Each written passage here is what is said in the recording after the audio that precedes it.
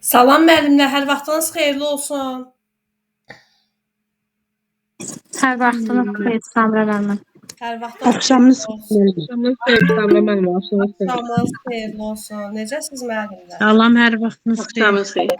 Axşamınız xeyirli olsun.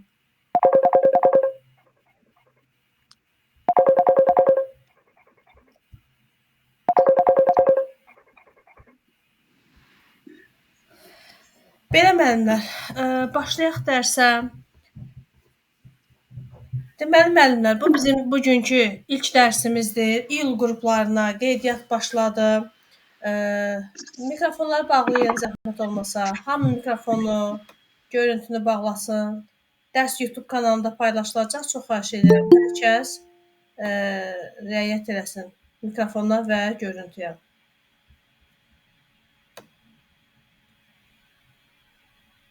Aha. Deməli müəllimlər, il qruplarına qeydiyyat başladı. Ümumiyyətlə bilirsiniz ki, mən hər ay qrup açıram.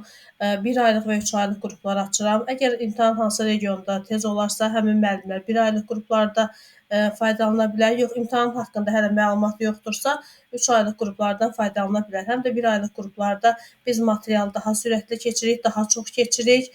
Yəni 3 aylıq proqramı 1 aya yekunlaşdırırıq. Amma həmin 1 aylıq qrup bazası olan müəllimlər üçün daha çox faydalıdır ki, onlar təkrarlanmış olurlar. Amma heç bir bazası olmayan, yəni sıfır bazadan bu mövzuları öyrənən müəllim üçün 1 aylıq qrup çətindir. Həmin müəllimlər 3 aylıq qruplardan deməli faydalansınlar. 1 aylıq qrupla 3 aylıq qrupun fərqi ondadır ki, 1 aylıq qrupda materialları tez-tez, çox-çox keçəcəyik və 1 aya yekunlaşdıracağıq, amma 3 aylıq qruplarda isə materialları daha rahat şəkildə öyrənmiş olacağıq. Hər ay qrup açıram. Bu il qrupudur. İlk ödənişli sınaq dərsimizdir. 10-una qədər, iyul ayının 10-una qədər qrup yığılacaq və biz evə tapşırıq verəcəm.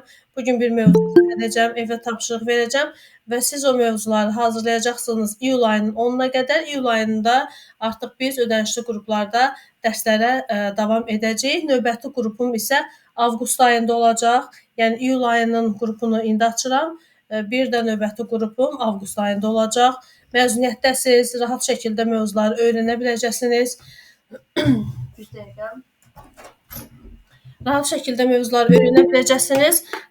Deməli, müavinlərin imtahanından müəllimlər məcəllə, qanun, kurikulum və məntiqdən suallar düşür. Bəzi regionlarda informatikadan da suallar düşür. Mən informatika və məntiqi keçmirəm. Məcəllə, qanun, kurikulum bunları keçirəm. Direktorların işə qəbuluna isə əlavə olaraq tənqidi oxu və essedən mövzular düşür. O da 500+ direktorların işə qəbulunda olur. Həmin tənqidi oxu ilə esse mövzularını isə deməli 500+ direktorların işə qəbuluna elan verdikdən sonra, işə qəbuluna elan verdikdən sonra o mövzuları da keçirəm. Amma belə hər ay açdığım qrupda əmək məcəlləsi, təhsil qanunvericiliyi və kurikulum mövzularını keçirəm. Məntiq və informatikadan isə istiqamətverici videolar göndərirəm ki, kim istəsə faydalana bilər. Ümumiyyətlə məntiq 5-6-cı sinif səviyyəsində düşür. Həm müavinlər, həm təşkilatçılar, həm də direktorların işə qəbuluna düşür. Məntiq, yəni elə də çətin düşmür. YouTube-da məntiqə aid videolar çoxdur. Hər nümunədən 1-2-3 video baxsanız, müəllimlər, sizə çox böyük kömək olacaq. İnformatikada 5-6-cı sinif səviyyəsində düşür. Word-dən, Excel-dən, PowerPoint-dan, sonra kompüterin açılıb bağlanması, kompüterin bəzi funksiyaları, yəni elə dərin alqoritm düşmür də, yəni dərin düşmür. Yəni ümumi kompüterdən bilikləriniz yoxlanılır. Direktor işə qəbuluna informatika düşmür. Bəzi regionlarda müavinlərin, təşkilatçıların işə qəbuluna düşür. Məsəl üçün Bakıda düşür. Yəni Bakıda Bakı müavinlərinin imtahanında kim iştirak etmək istəyirsə, informatikanı deməli öyrənməlidir. 10-11-ci sinif səviyyəsində yox, 5-6-cı sinif səviyyəsində. Belə müəllimlər, başlayaq. Deməli, əvvəlcə onu deyim ki, deməli mən dərslərə PDF-ləri göndərirəm, keçdiyim mövzuların PDF-lərini göndərirəm. PDF-ləri test şəklində də ala bilərsiniz. Yəni onun vəsaiti də var və test bankı. Bu test bankından artıq əlimdə saylı sayda qalıb müəllimlər. 15-20 dənə belə deyək də artıq qalıb. Çünki artıq yekunlaşır bu test bankı. və yenisinin nəşrini də bir 3-4 aydan sonraya planlaşdırıram. Burada bütün məcəllədir, qanundur, situasiya tipli suallardır, tənqidi oxudur, sonra imtahana düşmüş suallardır. Hər birinə aid suallar var. Yəni 2000-ə yaxın test var bu test bankında. Keçdiyimiz mövzuların testlərini bu bankdan işləyəcəyik. Vəsaitdə var, amma bir dənə görüm. Vəsaiti də indi şəklini göstərərəm sizə müəllimlər. Kim sifariş vermək istəsə şəxsimə yazsın. Belə, başlayaq müəllimlər. Deməli mən bu gün sizlərə həmişə təhsil haqqında qanun, bir də ümumi təhsil haqqında qanundan başlayıram. Yəni hansı mövzuda, hansı hissəni dərinləşdirmək istəyirəmsə, o mövzunu keçirəm. İndi bu gün isə deməli təhsil haqqında qanunda müəllimlər. Ümumiyyətlə hər iki qanunun, həm təhsil haqqında qanun, həm də ümumi təhsil haqqında qanunun deməli video yazısı var. Yəni bütün maddələrin video yazısı var, göndərəcəm. Ayın 10-unda təhsil haqqında qanunu soruşacağam müəllimlər. Təhsil haqqında qanun 47 maddədən ibarətdir. Azərbaycan Respublikasının prezidenti cənab İlham Əliyev tərəfindən imzalanıb 2009-cu ildə. 47 maddədən ibarətdir. Bütün bu maddələrin video yazısını göndərəcəm. İyul ayının 10-na qədər siz öyrənəcəksiniz. Ona qədər də qrup yığılacaq və biz ödənişli qruplarda dərslərə davam edəcəyik. Yəni ilk dərsimiz iyulun 10-u olacaq. Bu gün istəyirəm ki, müəllimlər, burada təbii ki, bu qanun iri həcmlidir. Bunun video yazısını göndərəcəm. İnşallah ayın 10-na qədər çatdıracaqsınız. Amma mən burada bu qanuna edilən əlavəni istəyirəm izah edim. Keçən il əlavə olunub 14-cü maddədə. 14-cü maddədə bir dəqiqə. Aha, 14-cü maddənin 8-ci hissəsini izah edəcəm. Bu yeni əlavə olunub, yəni keçən ilin avqust ayında əlavə olunub. Bunu izah etmək istəyirəm və çox diqqətlə qulaq asın müəllimlər. Diqqətlə qulaq asın və izah etdikdən sonra sual-cavab edəcəm. Aha, əgər əlinizdə təhsil haqqında qanuna aid çoxdanlı sənədi varsa, bunu göndərəcəm, yəni yeniləyin. 14-cü maddə yeni əlavə olunub. 14-cü maddənin 8-ci hissəsi. Baxaq müəllimlər, ekranı görürsüz. Mən ekranı paylaşmışam. Ekranı görürsüz, dəyərli müəllimlər. Bəli. Aha, əgər ekranı görməsəniz, mütləq mənə səslənin. Çünki bir də görürsüz nəsə ola bilər, texniki problem yarana bilər, amma mütləq mənə səslənin. Belə, başladıq müəllimlər.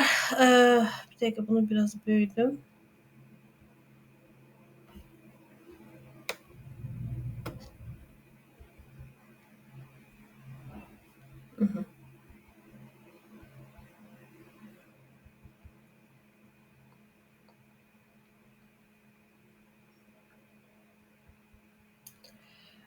Təhsil müəssisəsində təhsil dövlət hesabına və ödənişli əsaslarla həyata keçirilir. Yəni dövlət hesabına pulsuz, ödənişli əsaslarla, yəni pullu həyata keçirilir. Amma xüsusi təyinatlı təhsil müəssisələri var ki, orada pullu təhsil yoxdur. Yəni yalnız xüsusi təyinatlı təhsil müəssisələrində dövlət hesabına təhsil həyata keçirilir. Məsələn, hərbi liseylər var, dövlət təhlükəsizliyi və digər məsələn dövlət sərhəd xidməti buna aid deməli məktəblər var ki, orada dövlət hesabına təhsil həyata keçirilir.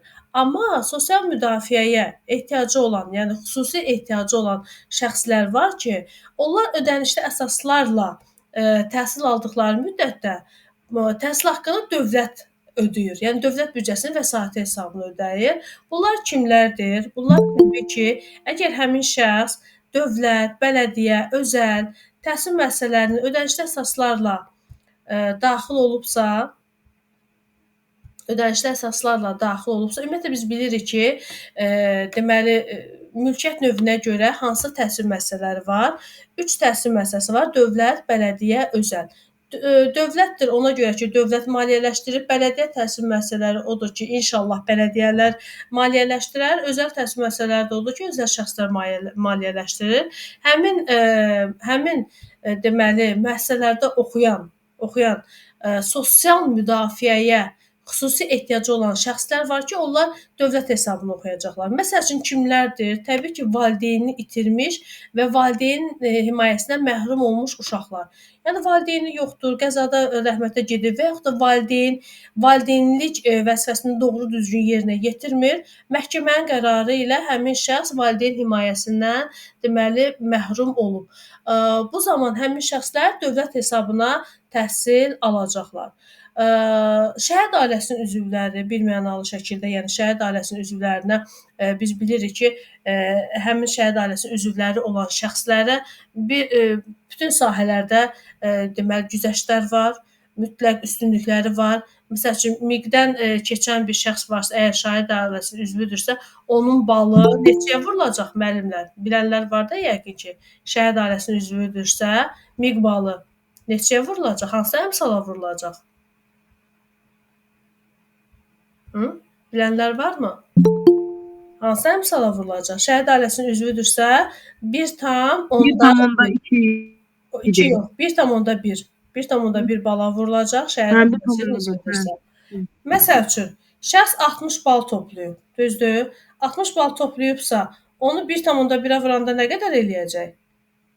Hə, müəllimlər? 60-ı vururuq 1,1-ə, 66 bal. Aydındır? Yəni onun miq balı 60 yox, 66 bal olacaq. Sonra, məsəl üçün, şəhid ailəsinin üzvü sertifikatlaşdırmadan keçməyibsə, onu işdən azad etmək olar. Ola bilər ki, müəllimədir, şəhid ailəsinin üzvüdür, sertifikatlaşdırmadan keçməyib. Xeyr, azad etmək olmaz, çünki həmin şəxsin sosial müdafiə ehtiyacı var. Müharibə veteranı adı almış şəxslər, övladları yox ha, müəllimlər, müharibə veteranı adı almış şəxslər. Məsəl üçün, mənim atam 1-ci Qarabağ müharibə veteranı idi. Mən əgər ödənişli əsaslarla universitetə daxil olsaydım, mən fərqi yoxdur. Mən yenə ödənişli əsaslarla oxuyacaqdım. Amma kim ki bu müharibə veteranı adını özü qazanıb, məsəl üçün 2-ci Qarabağ müharibəsində bizim gənclərimizin bir çoxu müharibə veteranı adı alıb. Onlar əgər universitetdə oxumaq istəsələr, ödənişli əsaslarla fakültələrə daxil olsalar, həmin şəxslər pulsuz oxuyacaqlar. İstər dövlətin, istər bələdiyyənin, istər özəl, ali, orta ixtisas və peşə təhsil müəssisələrində onlar deməli ödənişsiz şəkildə oxuyacaqlar. Çünki onlar bizim respublikamızın ərazi bütövlüyü uğrunda döyüş əməliyyatlarında iştirak ediblər. Bəs onlara da üstünlük edilməyib. Kimlərə ediləcək müəllimlər? Təbii ki, onlara bu üstünlüyü dövlət edir. Sonra, orqanizmin funksiyasının 61-100% pozulmasına görə, habelə 18 yaşına da əlillik müəyyən edilmiş şəxslər və peşə təhsili müəssisəsində təhsil alan əlilliyi olan şəxslər dövlət hesabına oxuyacaqlar. Müəllimlər, 61-100% neçənci dərəcəli əlil sayılır? 61-100%. Hə? 61-100%. Yəni əlildir də, orqanizmin funksiyasının. Düzdür, bu 100% pozulma o deməkdir ki, o heç hərəkət yoxdur, fəaliyyət yoxdur. Birinci, ikinci faiz olar da, birinci, ikinci qrup olar. Bəli, ikinci və birinci qrup. İkinci və birinci qrup 81 elə 81-dən yuxarı olanda birinci qrup olur, 61-dən də yuxarı olanda ikinci qrup olur. Bu şəxslər əgər ödənişli əsaslarla daxil olurlarsa, təbii ki, pulsuz oxuyacaqlar.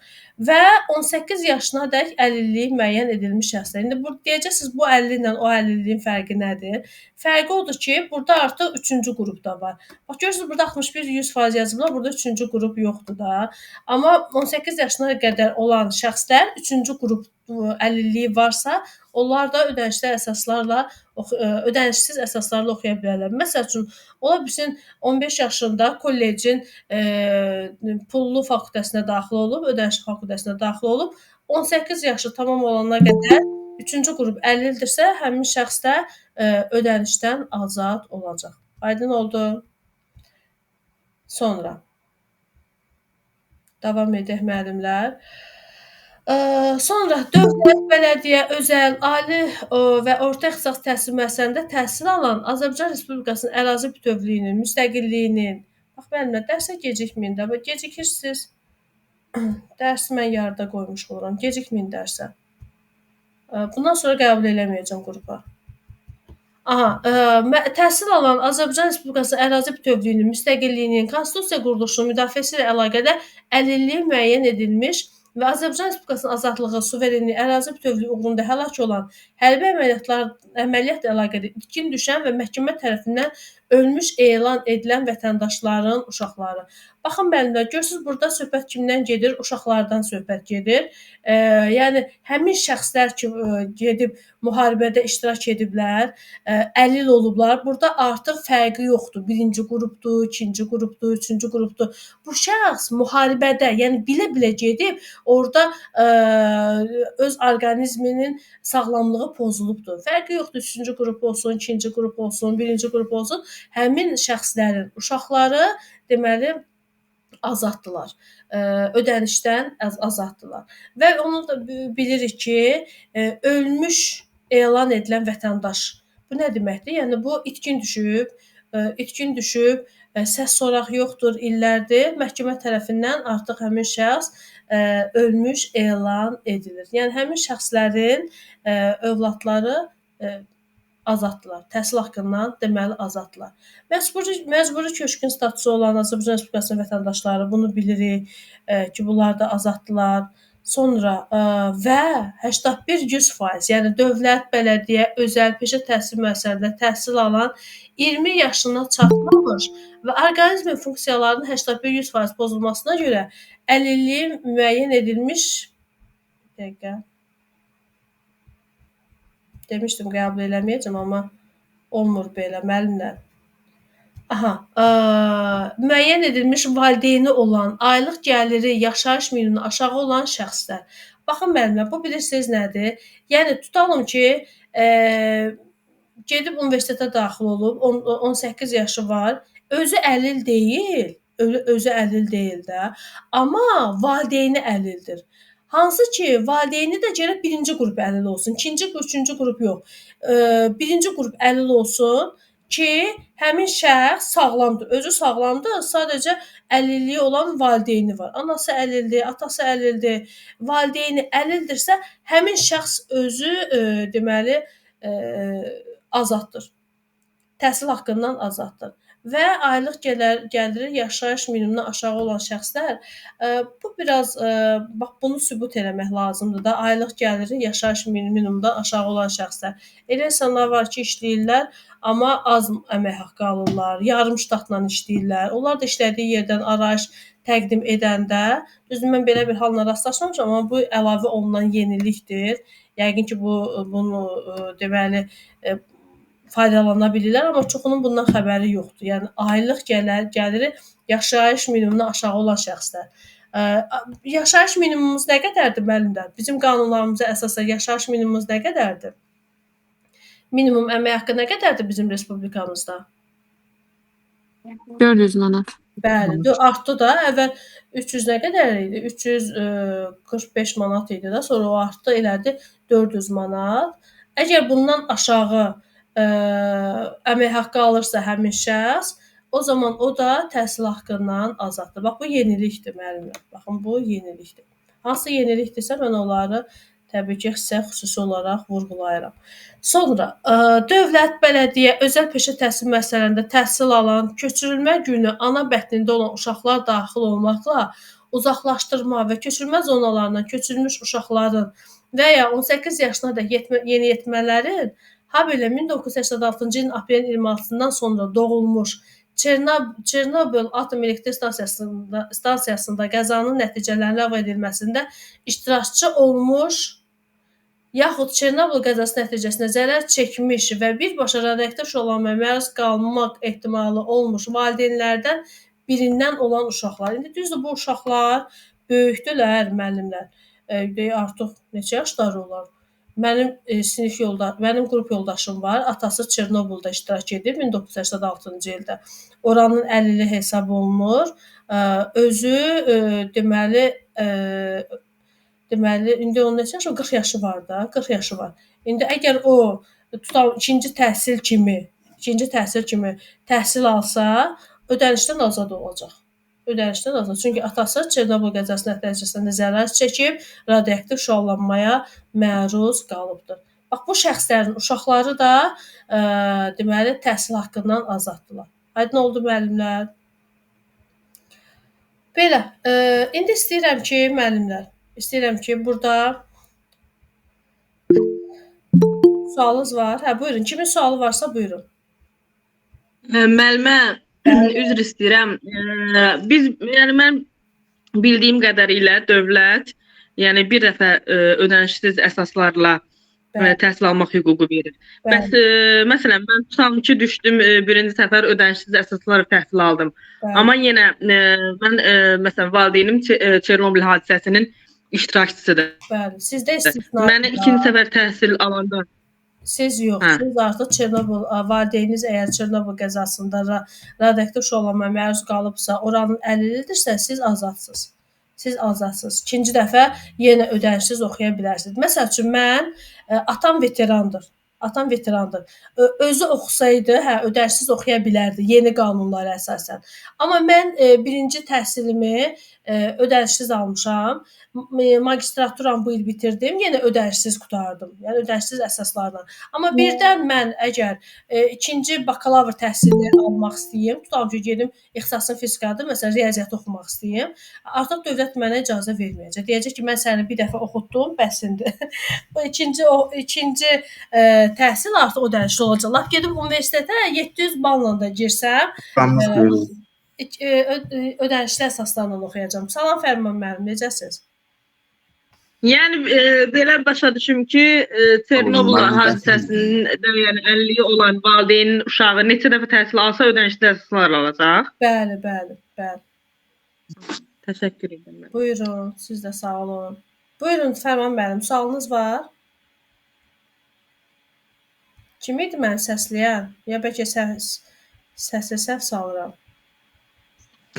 Salam müəllim, Bəşir müəllim deyir, dostu dedim qoşulub. Üzrü sayın, elə bildim Fərman müəllimdir. Hə, sualınız var, buyurun. Yoxdur müəllim, elə qulaq asıram. Sağ olun, Allah köməyiniz olsun. Siz də sağ olun. Siz mənim in qrupumda varsınız da. Sabah sizə dərsim olacaq inşallah. Dediniz qoşula bilər amma ona görə qoşuldum. Bu dərsim ödənişsiz dərsdə əlbəttə qoşula bilərsiniz. İndi buradan istəyirəm ki, bəzi maddələri də izah edim müəllimlər.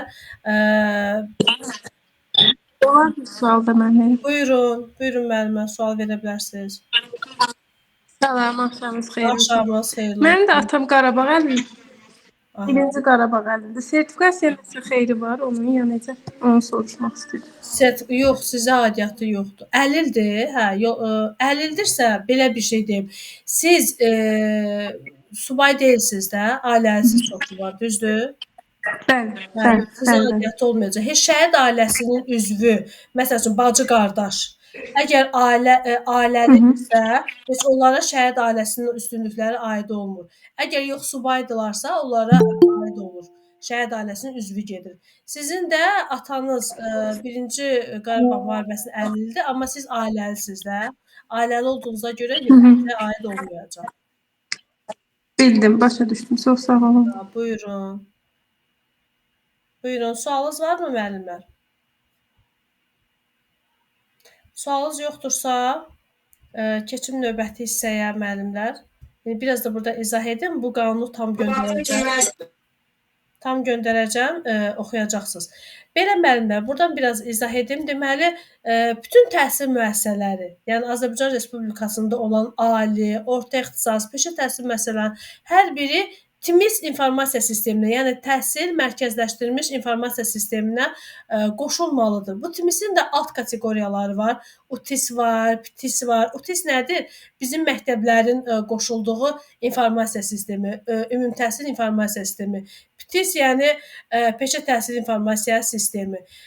Və deməli həmçinin ali müəssisələr və kolleclər, yəni orta ixtisas təhsil müəssisələri tələbə məzun elektron məlumat sisteminə daxildir. Amma peşə məktəbləri ilə orta məktəblər şagird məzun elektron sisteminə deməli qoşulmalıdırlar. Psixoloji yardım haqqında bir qanun var. Çox maraqlı bir qanundur müəllimlər. O qanunun məktəb həmin qanun tələblərinə əməl etməlidir və bu psixoloji yardım məktəbdə həyata keçirilir və psixoloji yardım sırf şagirdlərin xidmətindədir. Yəni müəllimlərin xidmətində deyil. Psixoloji yardım şagirdlərin xidmətindədir. Valideynlərlə bir yerdə, sonra müəllimlərlə, rəhbərlik ilə bir yerdə şagirdlərin xidmətində olur. Sonra müəllimlər, biz bildik ki, təhsil müəssisəsinin təsisçisi dövlət və bələdiyyə, özəl şəxslər ola bilər. Əgər təsisçilər əcnəbidirlərsə, yəni əcnəbilər və vətəndaşlığı olmayan şəxslərdirsə, Azərbaycan Respublikasının deməli vətəndaşları sayca üstünlük təşkil etməlidir. Yəni özəl bir təhsil müəssisəsidir, onu təsis edən xarici şəxslərdir, amma bizim orada müəllimlərin, yəni müəllim heyətinin tərkibi bizim öz vətəndaşlarımız olmalıdır. Nə zaman dəyişə bilər, say nisbəti dəyişə bilər. Yəni xarici vətəndaşlara daha çox üstünlük verilə bilər. İstisna bir hal var ki, o da yerli kadr potensialı olmadıqda. Yəni yoxdur da, yəni orada dəstəkləyəcək bir müəllim kadr yoxdur. O zaman bəli, üstünlük dəyişə bilər. Amma xüsusi təyinatlı təhsil müəssisələrinin təsis edilməsi müvafiq icra hakimiyyəti orqanı tərəfindən müəyyən edilir. Bax bu müvafiq icra hakimiyyəti orqanı sözünü tez-tez görəcəksiniz müəllimlər. Nədir bu müvafiq icra hakimiyyəti? Baxır sənədin təyinatına. Məsəl üçün, təhsil haqqında qanunda müvafiq icra hakimiyyəti orqanı prezidentdir. Yəni prezident bu qanunu təsdiq edir. Sonra məsəl üçün, pedaqoji şuranın əsasnaməsi var, sinif rəhbərlərinin əsasnaməsi var. Orada müvafiq icra hakimiyyəti orqanı Təhsil Nazirliyinin özüdür. Sonra strategiya var. Strategiya deməli prezident tərəfindən imzalanıb. Standart proqramı var. Nazirlər Kabineti tərəfindən imzalanıb. Yəni baxır sənədin təyinatı necədir? Orada müvafiq icra hakimiyyəti orqanı ya Təhsil Nazirliyi olacaq, ya Nazirlər Kabineti olacaq, ya prezident tərəfindən deməli təsdiq ediləcək. Lisenziyalaşdırma. Müəllimlər, lisenziyalaşdırma və akkreditasiyanın bir-birindən bağlılığı nədir? Lisenziyalaşdırma ümumiyyətlə icazə deməkdir. Yəni icazənin verilməsidir.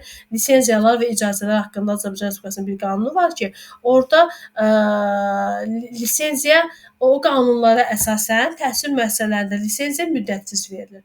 Əvvəlki sənədlərdə var idi ki, 3 il, 5 il, məsəl üçün bizim öz təhsil müəssisələrimizə 5 illik verilirdi, xarici vətəndaşlara 3 illik lisenziya verilirdi, o ləğv olundu da. Təhsil müəssisəsinə lisenziya bir dəfəlik, yəni müddətsiz verilir, amma dövlət təhsil müəssisələri istisna olmaqla nəyə görə?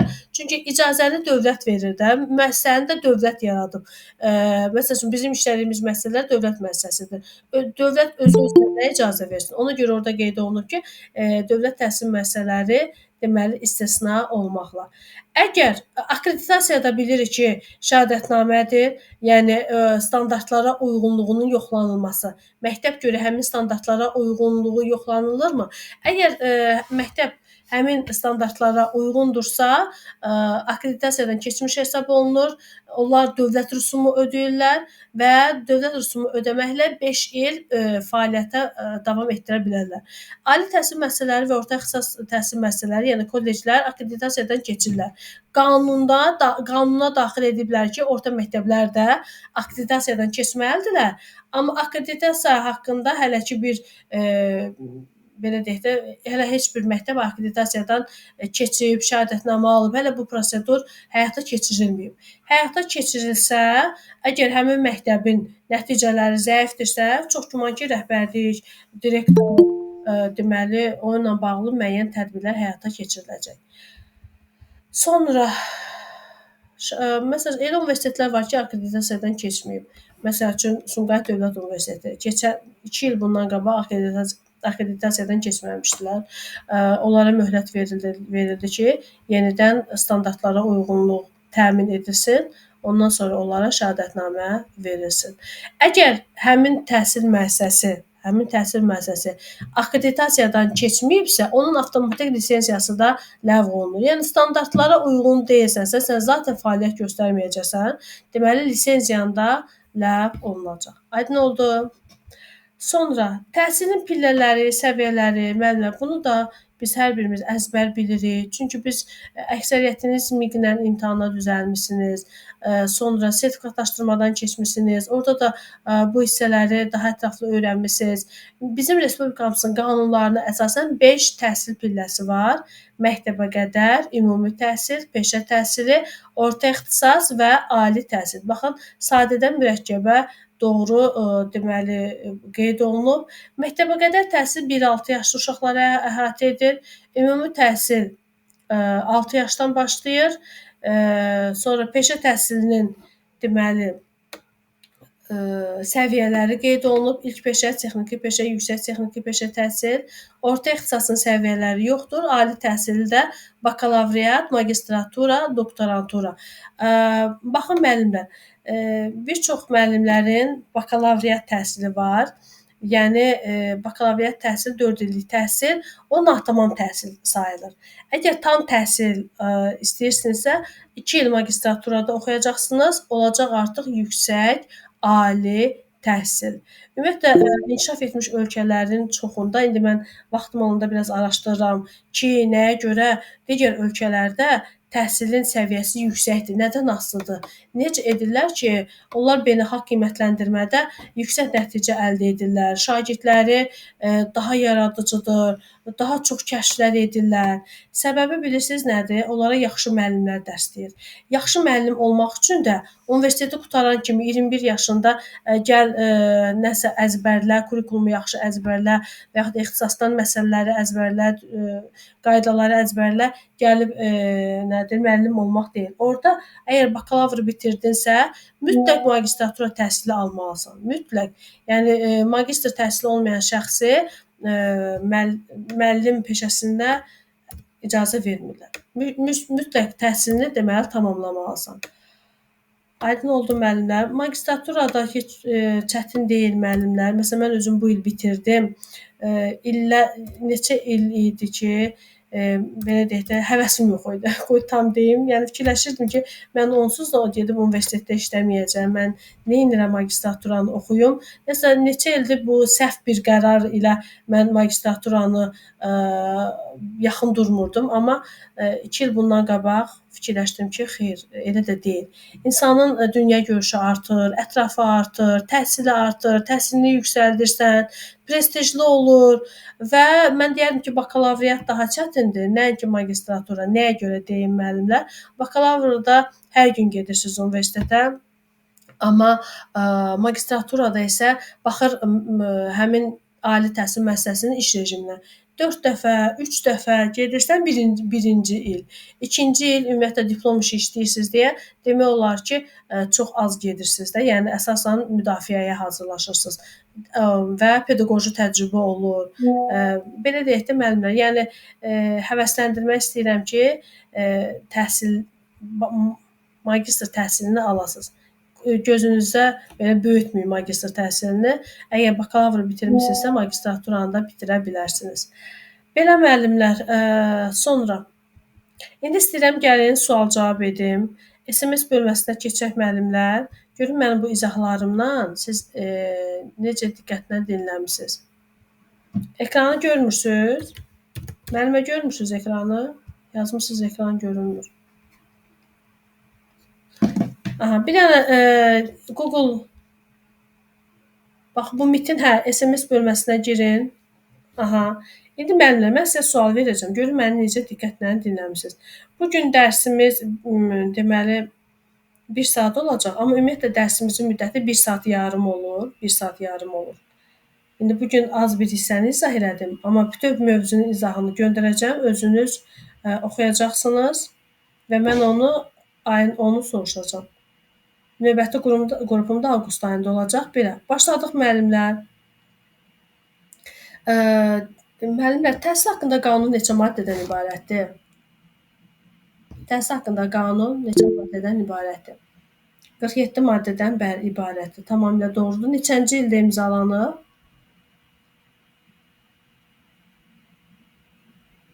2009-cu ildə tamamilə doğrudur. 2009-cu ildə heyətdir, imzalanıb. Kim tərəfindən? Bunu da bilirik hər birimiz. Kim tərəfindən imzalanıb? Prezident, cənab prezidentimiz İlham Əliyev tərəfindən imzalanıb. Təhsil haqqında qanunun amma ilk dəfə 1992-ci ildə imzalanıb. Belə davam edək müəllimlər. Davam edək. Müəllimlər, situasiya deyim. Məsəl üçün bir şəxsin anası var, atası yoxdur. Mikrofonları bağlayaq. Müəllimlər, xahiş edirəm mikrofonlara nəzarət edin. Anası var, atası yoxdur. Bu şəxs dövlət hesabını oxuyacaq, yoxsa yəni pulluya düşübsə, dövlət hesabını oxuyacaq, yoxsa necə? Yəni pullu oxuyacaq, pulsuz, ödənişsiz oxuyacaq. Fərqi yoxdur. Anası yoxdur, atası yoxdur. Yəni valideynlərini itirmiş. Bəli. Və valideyn himayəsindən məhrum olmuş uşaq. Valideyn himayəsindən məhrum olmuş deyirik. Kim məhrum edə bilər? Bunu kim məhrum edə bilər? Gəlin bir nəfər müəllimə mikrofonu açsın, zəhmət olmasa. Sual-cavabda kim iştirak etmək istəyir? Canlı istəyirəm sual-cavab edək. Kim idi? Var qaldırın görək. Musayeva Qəmər. Buyurun Qəmər müəllimə, açın mikrofonu zəhmət olmasa. Salam müəllim, axşamınız xeyir olsun. Axşamınız xeyirli olsun. Necəsiz? Çox sağ olun müəllim, yaxşı olasınız. Müəllimə, siz mənim qruplarımda ilk dəfə iştirak edirsiniz. Bəli müəllimə, mən təsərrüfat müdirliyinə hazırlaşıram, amma sizdən çox şey öyrənirəm. Hayf ki ilə qrupunuz yoxdur, Qazax Tovuz regionaldanam. Yəni sizdən çox şey öyrənmişəm və dərslərinizə sevə-sevə qoşuluram, ödənişsiz dərslərinizə. Çox sağ olun müəllimə. Mən təsərrüfat müdirliyinə çox təəssüf hazırlamıram, amma mənim qruplarımda olan müəllimlər bu peşə təhsil müəssisələrinə, sonra təsərrüfat müdirliyinə, hətta laborant kitabxanaçıların işə qəbuluna da gedib, yəni demək olar ki, mənim keçdiyim mövzulardan təhsil haqqında qanundur, təhsil haqqında qanundur. Sonra bəzi mövzular var ki, onlardan faydalanıb gedib uğur qazana bilirlər. Yaxşı müəllim. Bəli müəllim. Elə keçən üzrü sayın sözünüzü kəsdim. Testdən keçmişdim, mən müsahibədən kəsildim. Elə baxıram ki, eyni suallar düşür də. Siz keçdiyiniz mövzulara uyğundur mövzular. Bəli, amma mən sırf direktorları, müavinləri, bir də təşkilatçıların işə qəbuluna hazırlayıram. Yəni mən deyim ki, yox, təsərrüfat müdirliyinə də sırf hazırlayıram. Xeyr, hazırlamıram. Əslində vaxtım yoxdur, yoxsa valla ona da hazırlayaram. Yəni bir çox yaxşı olardı. İşi bilirsiniz necə? Hazırlayaram, problem deyil, qrup da açaram. Amma bir işi gərək tam axıra qədər onu edəsən, keyfiyyətli şəkildə onu yerinə yetirəsən. Mən əgər görürəm ki, sırf bu sahə üzrə getməliyəm də, mənim çünki peşəm də budur. Belə, bəli. Faydalanırsınız, lap yaxşı. Yaxşı müəllimə, deməli, deyirik ki, valideyn himayəsindən məhrum olmuş uşaq, bunu yalnız məhkəmənin qərarı ilə uşaq öz valideynlərindən məhrum oluna bilər. Yəni, ana, ata uşağı, belə deyək də, qismən görə bilər. Olmaz, müəllimlər, mikrofona nəzarət edin, çox xahiş edirəm. İndi sizdə belə bir situasiya verim. Tutam ki, məktəbinizdə bir uşaq var. Onu psixoloji tibbi pedaqoji komissiyaya təqdim etməlisiniz. Bəzi problemləri var, amma valideyn razı deyil. Məktəbin direktoru həmin uşağı PTPK-ya, yəni PTPK bilirsiniz də, nədir? Psixoloji pedaqoji tibbi komissiya. Bəli. Aha, bura direktor öz başına apara bilər uşağı, valideyn qoymur. Psixoloji tibbi pedaqoji komissiya. Bura valideyn apara bilər uşağı. Xeyr, valideynin icazəsi olmadan aparıla bilməz.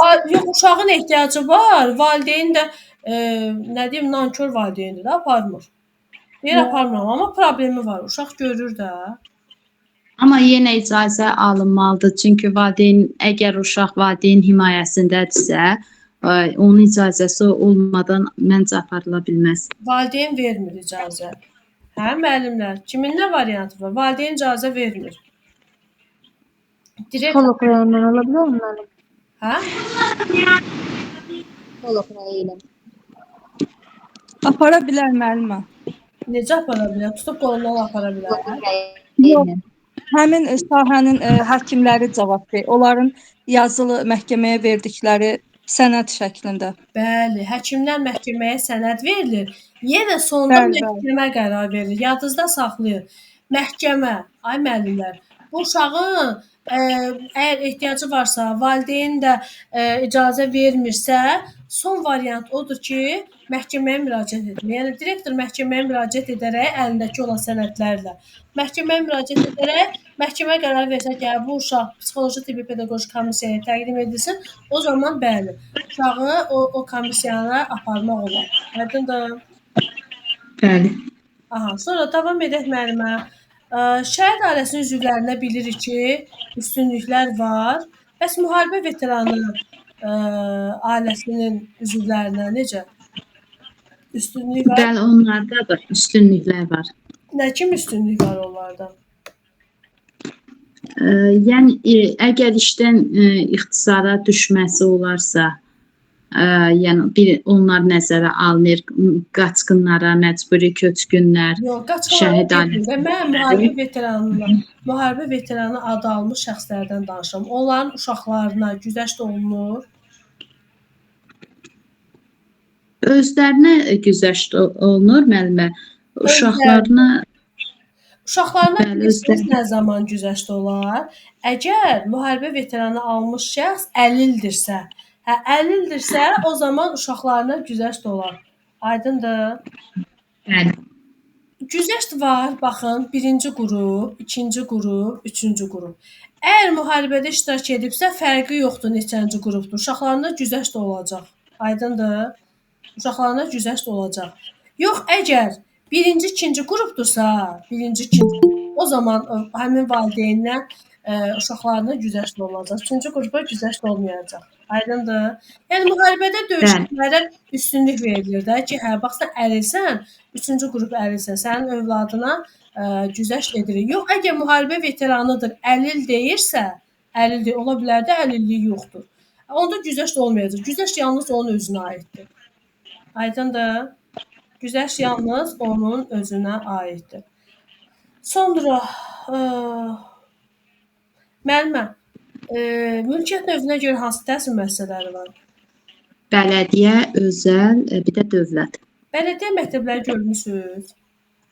Xeyr müəllimə, hal-hazırda fəaliyyət göstərmir, çünki bələdiyyə özünü maliyyələşdirir. O da büdcəsi elə bil ki, yetərincə tam olmadığına görə hələ bələdiyyə məktəbləri açılmayıb Azərbaycanda. Fəaliyyət göstərmir, yox. Adı var ki, özü də olsun, fəaliyyət göstərsin. Yoxdur, yerli dibli yoxdur, bina yoxdur. Yerli dibli bina yoxdur. İnşallah onu edərlər. Hansı regionda qalırsınız müəllimə? Qazax rayonunda. Qazaxda qalırsınız, hə, lap yaxşı. Bəs Çernobıl qəzası zamanı radioaktiv şüalanmaya məruz qalan şəxslərin uşaqlarına güzəşt var, yoxsa elə ancaq özlərinə güzəşt var? Yox, uşaqlarına da güzəşt var. Onu bayaqlar siz də qeyd etdiniz. Yəni təhsili də ödənişsiz əsaslarla olur. Bəli, təbii ki. Yəni həmin o radioaktiv şüalanmaya məruz qalmış şəxslərin də valideynlərin uşaqları güzəşt olunurlar. Mənim bir yaxın qrup yoldaşım var. Deməli, o burada Qaçqın məktəbi bağlandı Bakıda, bilirsiniz də, artıq köçürülür işğaldan azad olunmuş ərazilərə. Və mənim o qrup yoldaşım atası 1986-cı ildə bu Çernobıl qəzasında bu xilas etmə işlərində iştirak etdiyinə görə radioaktiv şüalanmaya məruz qalıb, əlilliyi var. Əlillik dərəcəsi var. Ona görə atası məktub yazdı, özü məktub yazdı. Yəni məktub yazdılar nazirliyə. Bu müəlliməni yerləşdirdilər öz evinə yaxın bir məktəbə. Nəyə görə? Çünki atası da ora yaxın qalırdı. Atasına qulluq elirdi. 50 ildir. Artıq neçə yaşı var? Çox deyil, 80-dan çox yaşı var həmin dayının. 80-dan çox yaşı var və o qızı ona qulluq elədiyinə görə güzəşt olunubdur. Aydındır? Burada nəyə başa düşmədiniz? Mənə elə gəlib 14-cü maddədə hər tərəfli izah etdim. Başa düşmədiyiniz bir hissə inanıram ki, yoxdur. Varsa sual verə bilərsiniz. Müəllimə, biz testlərdə bələdiyyəni götürməyəcəyik, ya üstündə götürəcəyik? Götürürsünüz. Yox, bina yoxdur, nə olsun, amma adı var axı. Adı var. Dövlət, bələdiyyə, özəl. Bələdiyyəni götürün. Özünü görməsəniz də, amma götürün. Bələdiyyəni götürün doğru cavab kimi. Aydındır? Bələdiyyələrdən o qədər danışıram dərslərdə. Deyirəm axırda mənə yığacaqlar ki, nə istəyirsiniz bizdən? Dövlət, bələdiyyə, özəl. Bu mülkiyyət növünə görə təhsil müəssisələrinin növləridir. Belə müəllimlər, sualınız varmı? Buyurun, kimin nə sualı var? Sualınız yoxdursa, sizlə sağollaşım. Bu gün dərsimiz 1 saat oldu. Deməli, ümumiyyətlə dərsimizin müddəti 1 saat yarımdır. 1 saat yarımdır. Və təhsil haqqında qanunu bütöv verirəm. İndi bu gün dərsdən sonra göndərəcəm. Onu yaxşı öyrənəcəksiniz ayın 10-una qədər. Testlərini də işləyəcəksiniz. İnşallah bu təhsil haqqında qanunu yaxşı-yaxşı öyrənin. Ayın 10-u soruşacağam. Qrupa da kim daxil olmaq istəyirsə, istər 1 aylıq, istər 3 aylıq qruplara 055 179 21 27 nömrəsinə yazsın. Başqa sualınız yox? Samirə müəllimə, Bəli. axşamınız xeyir müəllimə, necəsiniz? Salam, axşamınız xeyir. Günlar müəllimədir. Müəllimə, keçən səfərdə mən yazmışdım. Sizə o qədər sual verirəm. Çox sağ olun. Siz də o qədər təmkinlə hamısını cavablandırırsınız. Allah sizdən razı olsun. Siz də sağ olun. Müəllimə, biz həmişə öyrənirdik ki, mən sizdən də müraciət elədim. Biz bakalavr, magistr, müəllimə sonra aspirantura getmirdi. İndi onu artıq elə bir doktorantura ilə əvəz edirlər. Bəli, yoxdur. O mənə qarandıq qaldı. Aspirantura da yoxdur. O bəlkə bir 10 ildir. Yəni müəllimə, bizim dövrümüzdə, biz universitet oxuyan illərdə elə deyərdilər. Bəli. Bakalavr, magistr, ona görə mən testdə müəllimə onu səhv salmışdım. İndi biz o variantı götürmürük. Artıq götürürük. Deməli, ali təhsilin səviyyə olaraq bakalavr, magistr və bir də doktorantura. Bəli, doktor. Hə, çox sağ olun müəllim. Allah razı olsun. Siz də sağ olun.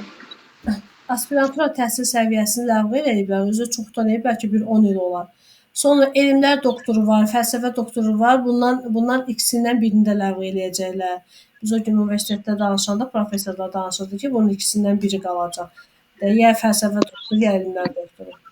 Belə oldu. Samirə müəllimə, salam. Olar bir dənə sual verim. Olar, əlbəttə olar.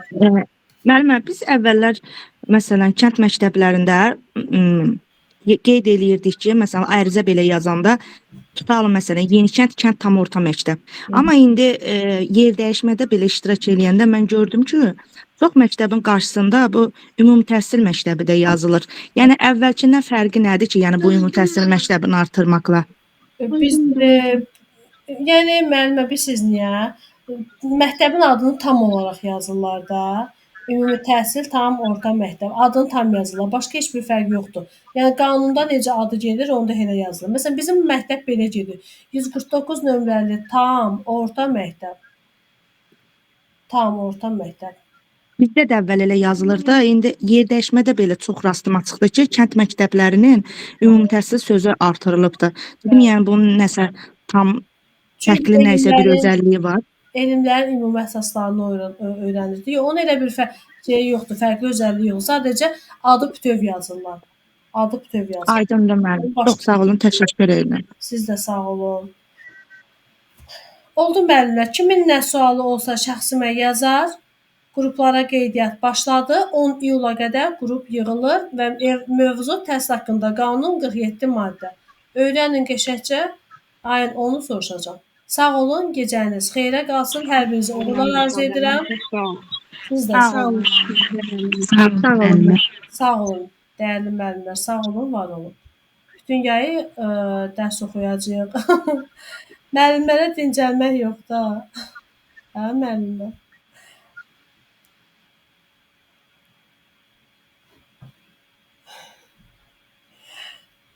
Gülürsünüz Nurlana müəllimə. Müəllim, onsuz da ömrümüzün axırına kimi oxumalıyıq da. Oxumadıq, yadımızdan çıxır. Nəysə, tətbiq eləməkdə çətinlik çəkəcəyik. Bibim bilirsiniz nə deyir? Allah hamd olsun. Belə deyir. Sən deyir, başa düşmürəm, nə vaxta qədər oxuyasın? Nə xəbərin var, neçə yaşın var? Deyirəm, bəs müəllim əgər bir gün oxumağı dayandırsa, o artıq elə bir ki, müəllimlik peşəsini atıb qoyub qırağa. Biz müəllimik. Biz hər şeydən xəbərimiz olmalıdır.